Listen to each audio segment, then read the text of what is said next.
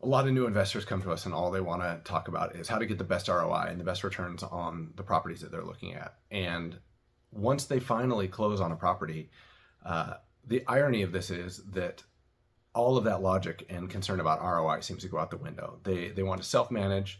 They don't educate themselves about the local laws. They don't treat their tenants and their property like a business.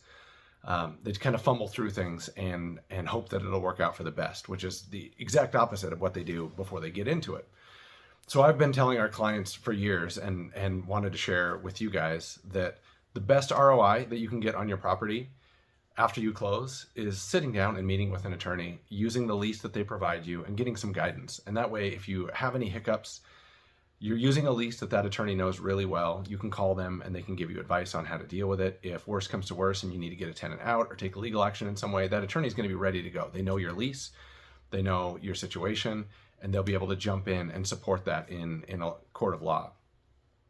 If you're self-managing, you're using a lease that you found online or on Bigger Pockets that may or may not be enforceable depending on your local laws, and you're kind of fumbling through things and you get yourself into trouble, going to an attorney after that, it's going to be a lot more expensive. And you may have a lease that they can't even support in court anyway. So I'm not saying that you shouldn't self-manage, but you need to bring professional help in. If you're doing your first investment property, a lot of property managers and investors here in town are more than happy to help you out for free. I mean, I know a lot of people give you free advice. If you're just getting into this and you want to self-manage, you can call us.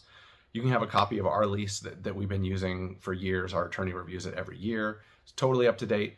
You can have it for free. We'll advise you, whatever it takes to help you be successful. But don't just blindly put a random tenant in and use a lease online. It's a recipe for disaster. And those free leases that you find online, you'll find to be probably the most expensive thing in your entire portfolio.